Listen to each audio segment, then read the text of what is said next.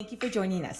This is Health Your Own Way podcast, and I am your host, Moak. Welcome to another episode. Today, we're going to be talking about what 2% of people who reach their health goals each year are doing. I really want to have this conversation because I think a lot of people want to know what those 2% are doing. So my guest speaker is Oliveyah. Oliveyah is a weight loss and mindset expert and has an international best-selling book called Lose Weight and Create Your Health State. She's also a health and empowerment coach. So I really felt that this conversation would be best suited for her. And anything else you want to add before we start today? No, I'm just happy to be here, Mo. Thank you for having me on. And yeah, it's really fun to have a book to be able to share with people, to kind of put down everything I know to be true of what the 2% are doing each year to reach their goals. Because as of now, only 98% of people reach their health goals each year. And my mission in life here is to see if I can increase that 2%. So I'm happy to dive in on this topic today. Appreciate you saying that. So we're just going to dive in. So what are the 2% people What doing? are they doing? What are they doing? Like, I mean, we're like listening, like, what are they doing then? Yeah. Okay, great. So there are so many myths involved in weight loss and staying healthy and being healthy and feeling strong in your body, knowing that you've reached your goals.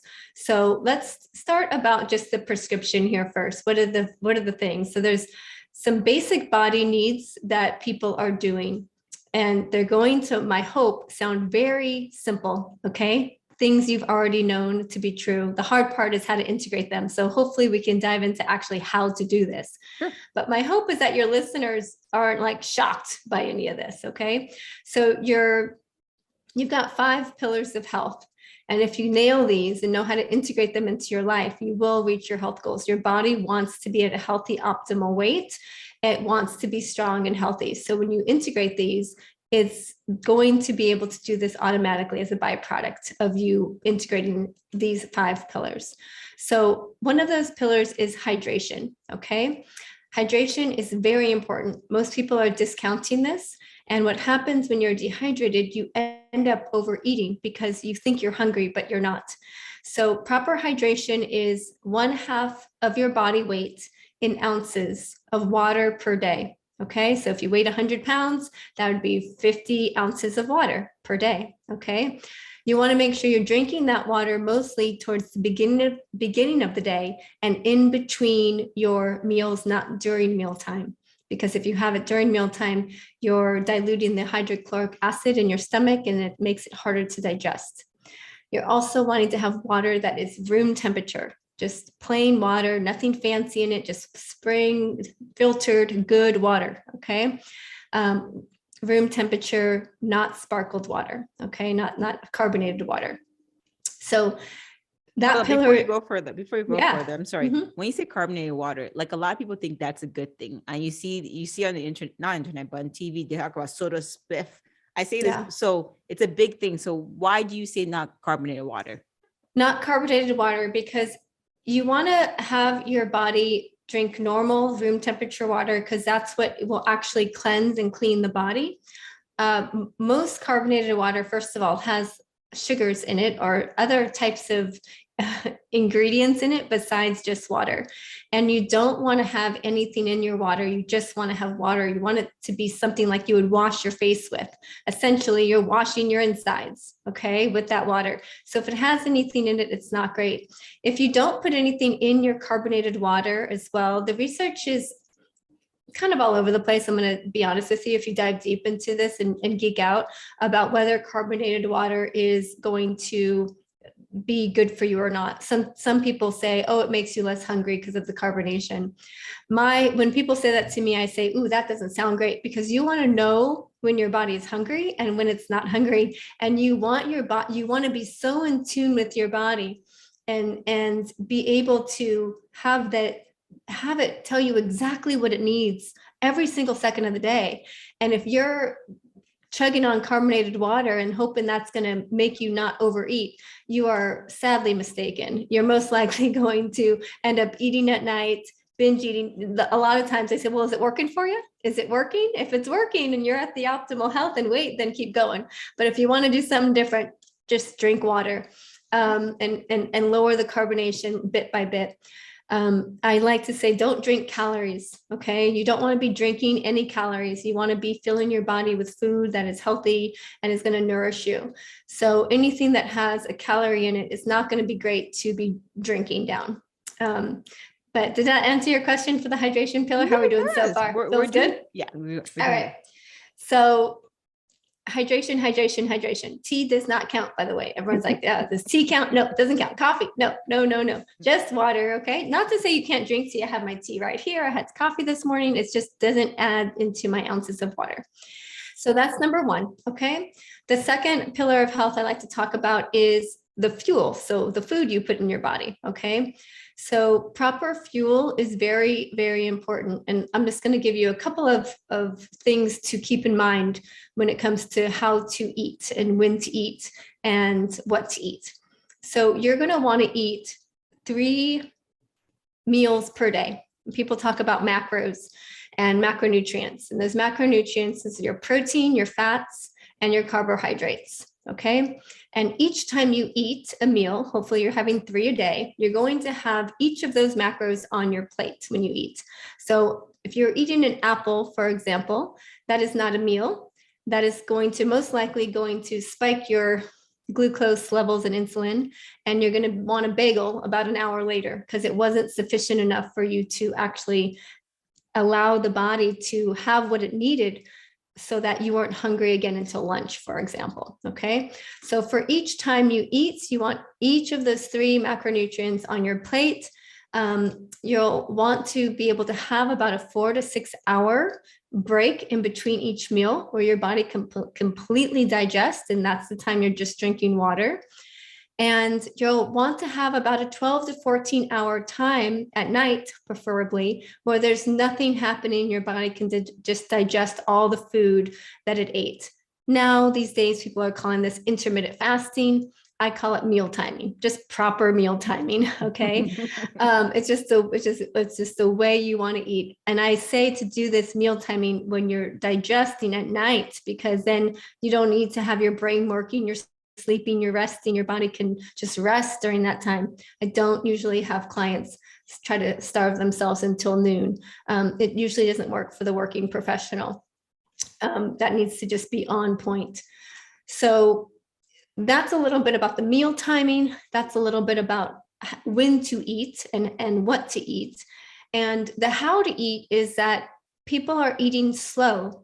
They're eating in community. They're taking their time. They're extending that meal time out. They're nourishing their bodies. They're excited about what they're eating.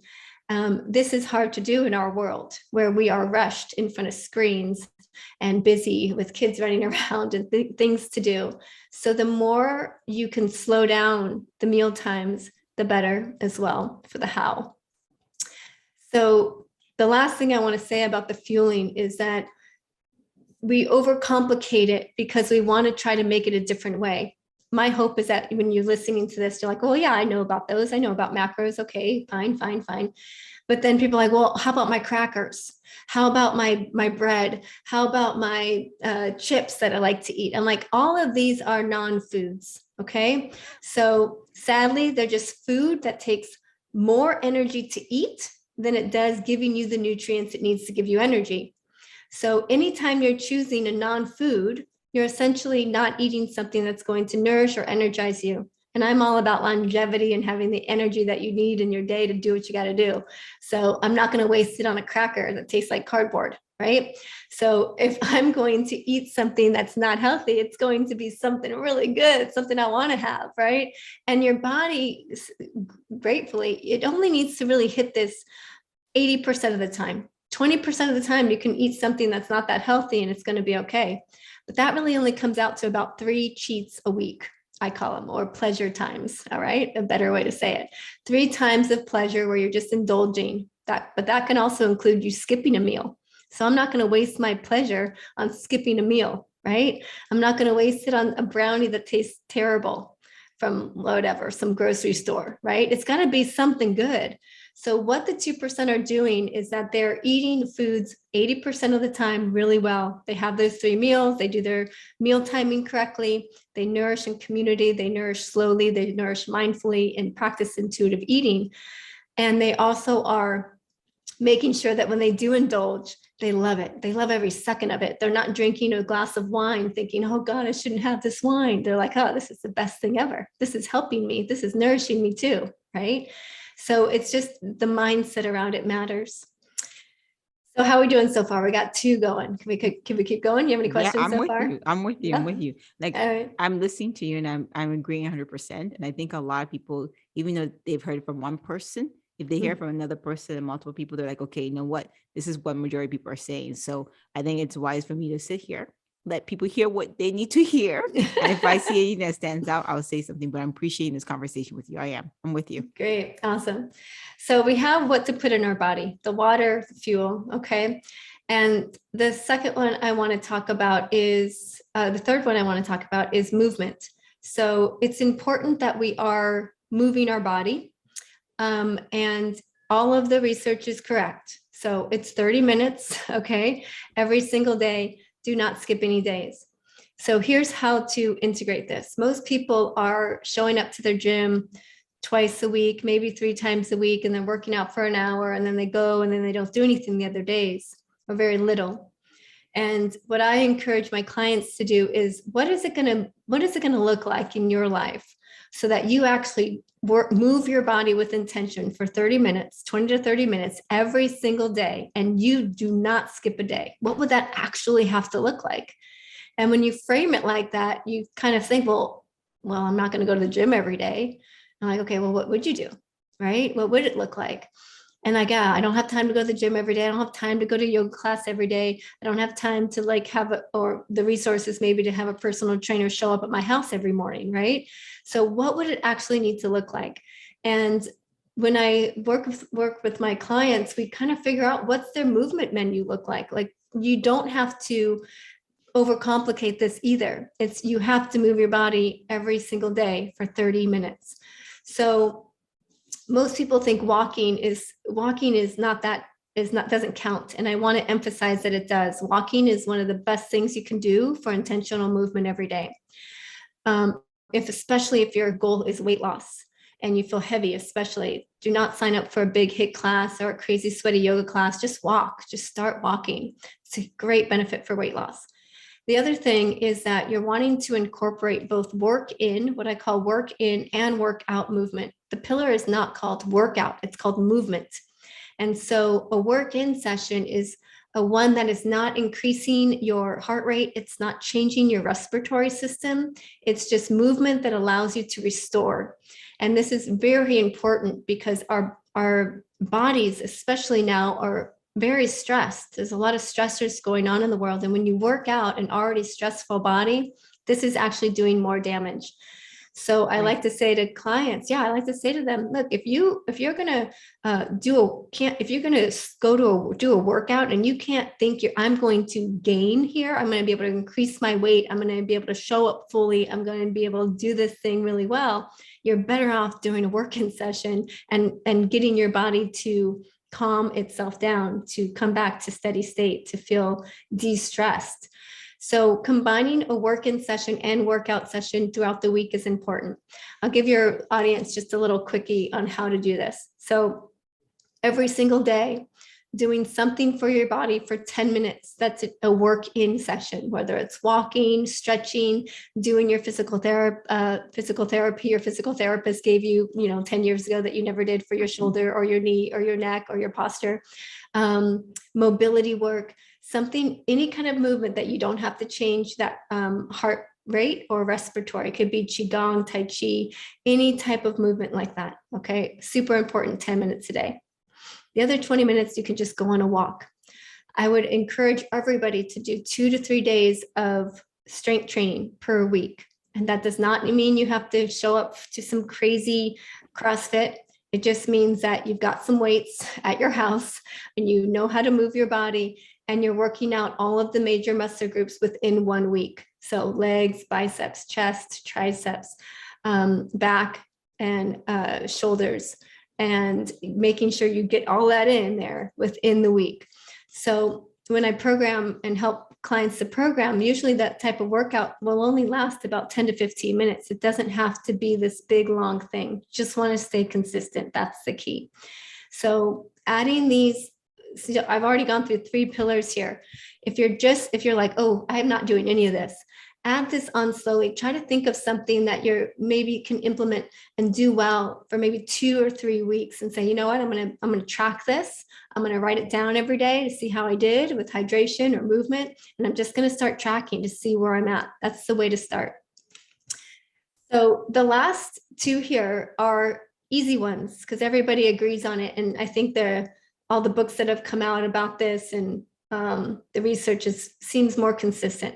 So we all need sleep. Okay. That's the 4th pillar of health here. That's where you're going with that. Yep. You need sleep. And I'm so happy. All the books that came out these last 2 years, I'm like, oh, finally everybody's like saying that this is important, and even Tony Robbins got on board with his book, Life Force, because he was a big advocate of, all I need is 4 or 5 hours of sleep every night. I'll sleep when I'm dead, mentality.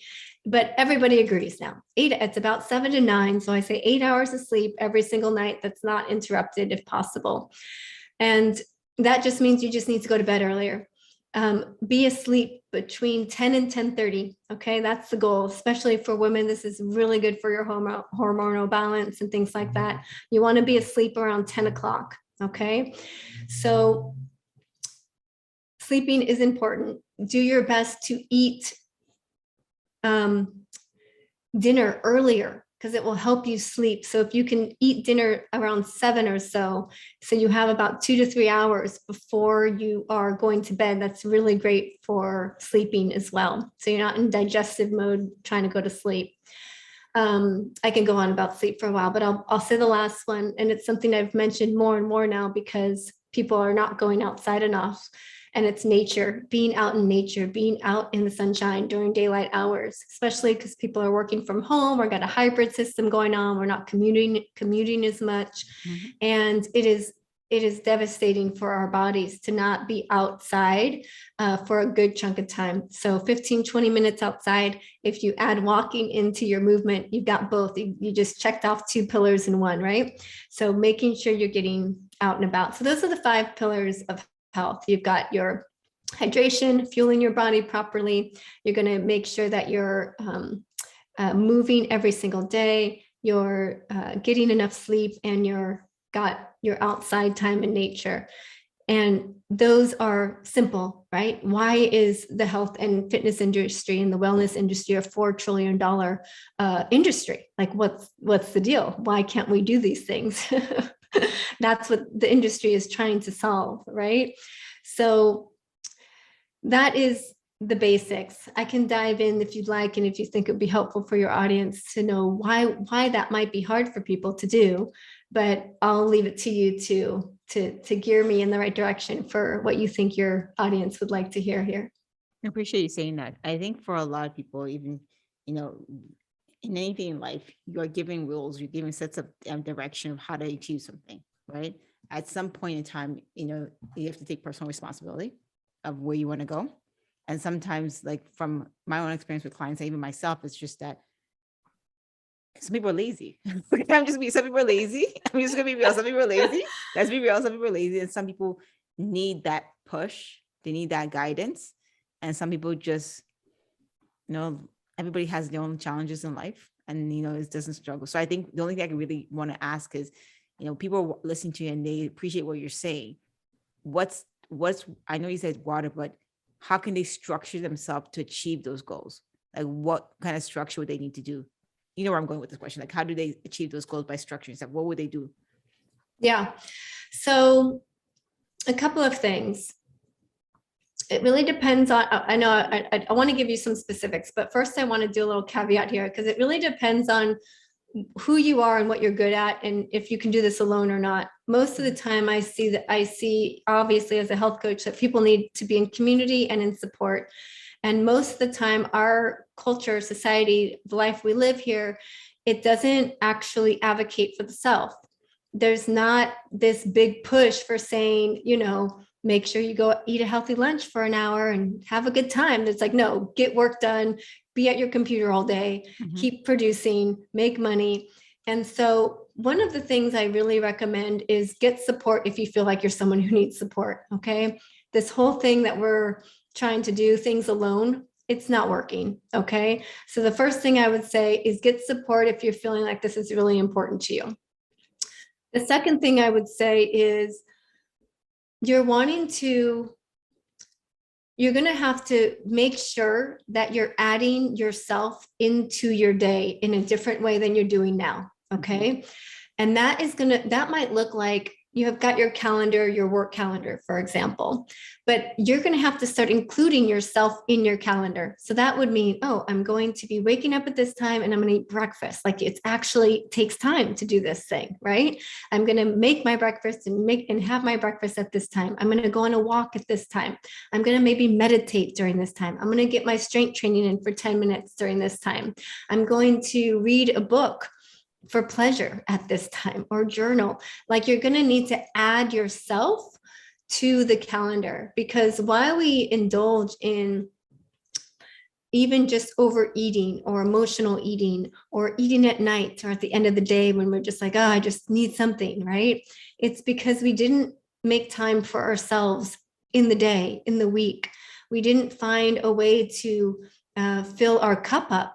And then we're searching all over the place for ways to get our quick fix, which is usually through sugar. Okay. It's the biggest addiction there is. So if you're finding yourself eating at night, if you find yourself snacking mindlessly, if you find yourself overeating, when I'm working with clients, this is always an indicator of, oh, how can we get you filled up? Because your body's not hungry for these foods. It's not your body. There's something else, another part of you. What are you really longing for? Okay. Are you longing for connection? Are you longing for belonging? Are you longing for some just space and time, some spaciousness? And when you start to include you in your calendar and not just the priorities of others or work, it becomes easier then not to indulge in compulsive behavior that leaves us very disconnected to ourselves. And that's where the support does help and come in. So here's a way to start. You've got these 5 pillars of health. I would say start just tracking each of them. Don't even try to change anything. Just start writing down, just see where your problems come up. Just bringing awareness to what's going on is going to be huge. So get a sheet of paper, put it in your notes app, whatever you want to do, and just say hydration. I had 30 ounces of water. Just be honest with yourself, right? And just start tracking the pillars of health, like food. I didn't have breakfast. I didn't have lunch. I ate at 3 o'clock and then I ate at 8 p.m., right? Whatever it was, be honest and write it down. And from there, you're going to hopefully connect with your body in that moment once you've tracked for about 7 to 14 days, and you're going to get a pretty good picture about what's going on. And then you can say, okay, here's one pillar of health I'm going to really focus on right now. And I'm going to continue to make progress in that area, taking one little bit at a time, because it is a lifestyle. It's, you can look back over the course of 6 months to a year and say, oh my gosh, my life has completely changed when you decide to make one little step at a time, one empowered action step at a time, regardless of all the reasons and excuses and the laziness and the lack of motivation that you might come up with along the way. You continue to create that empowered action. I like when you said that. Also, I want to make a point that when you start writing down what you eat or what you're doing, you become self-aware. And when you're self-aware of certain things you're doing, like, you know what? Okay, I didn't drink that much water yesterday. You know what? Maybe I should drink a little more. Or if I didn't drink that much water today, you know what? Maybe we'll get that glass of water. So those small little things, being self-aware of what you're doing day to day, makes you aware to make those actionable items and changes that you can do, and becomes a lifestyle. That's it. You got it. That's exactly it. And research shows that even if people, they're more likely to reach their health goals by changing nothing, but just writing everything down. Tracking is powerful, 50% more likely to reach your goals and eat better and choose health choose a healthier way when you are writing something down. So I love, analog style, like actually having people write down and then having people then just create their intention. So like they can say, tomorrow, I am going to wake up and drink 3 glasses of water before I have coffee or something like that. You just write down your intention, make it small, make it manageable, make it exciting enough though for you that you can actually feel proud. And having your intention every single day. I still do this. This is part of my practice. And obviously my lifestyle is very healthy, but I'll have an intention every single day, no matter what, to say, hey, how am I going to include me in the day, myself in the day? And what is my intention today? What am I going to make sure I nail 100% and show up fully 100% for, and feel proud at the end of the day? And if I can do that consistently, that's how you build your muscle of pride. And that's the most important muscle we have, because that keeps allowing you to keep showing up and showing up and showing up for yourself over and over again. I love when you said that. And then if anybody was looking to maybe reach out to you or even join your community or just learn more about what you're saying, what's the best platform to reach you out on? Yeah, so my name is Oliveyah Fisch, Oliveyah Fisch, and you can find me everywhere on social media, and my website is the same. But I will give my book away to your audience. So if you go to losetheweightbook.com, you will get a free PDF version of my book. And when you do that, you'll put your email in, and then I can be in contact with you. We can be in touch. And really, I have a lot of a big community of people who are really wanting to support each other and show up for themselves in a different way, knowing that their health matters.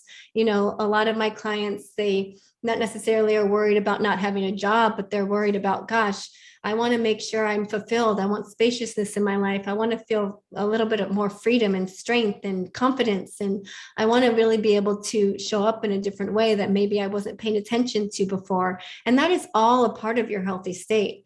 When you're feeling really proud of yourself and confident, you want to take care of your body. When you're connected to yourself, it's very easy to choose a healthy meal. So all of these things kind of interlace and interconnect in a beautiful way.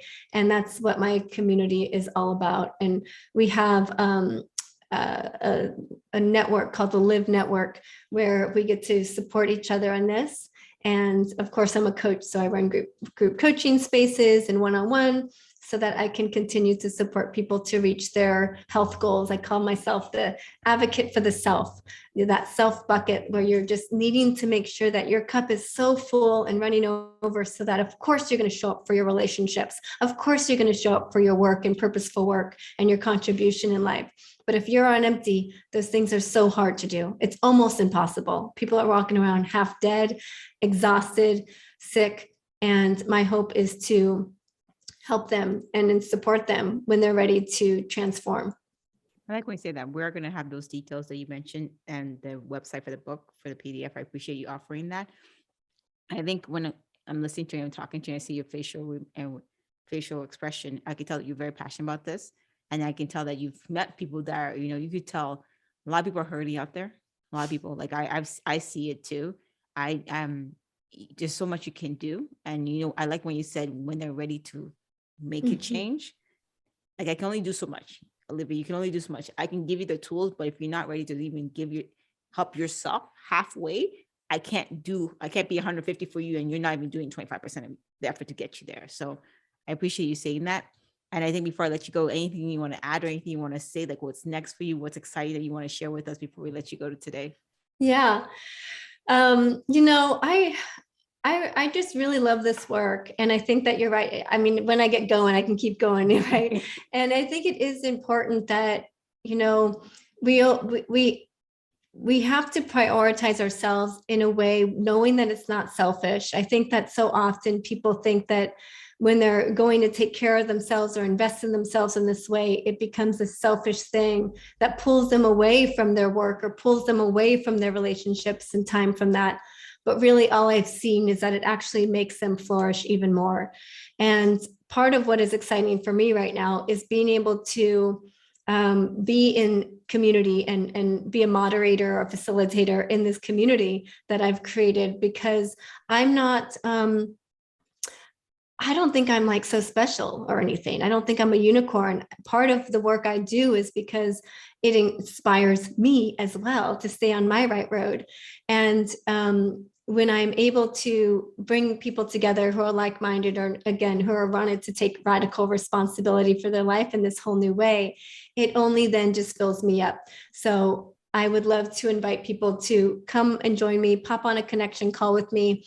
If this was at all inspiring for you and like, you know what, I think it's time. I'm going to do this. And it's going to be the last time.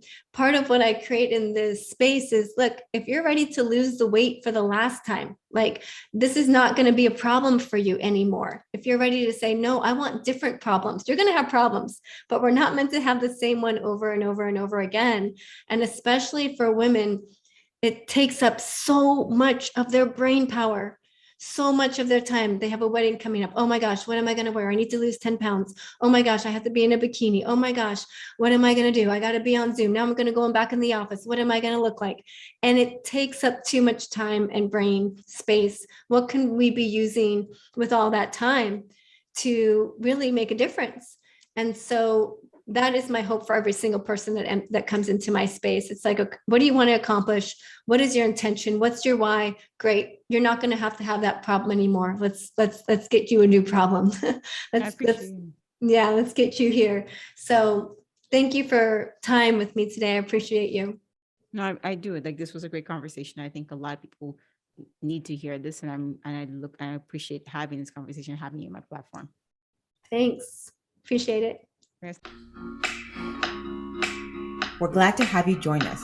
Don't forget to subscribe, leave a comment, share with anyone that needs to be empowered and inspired, and don't forget to join us next week for the next episode of Health Your Way Podcast. Have a good day, you guys.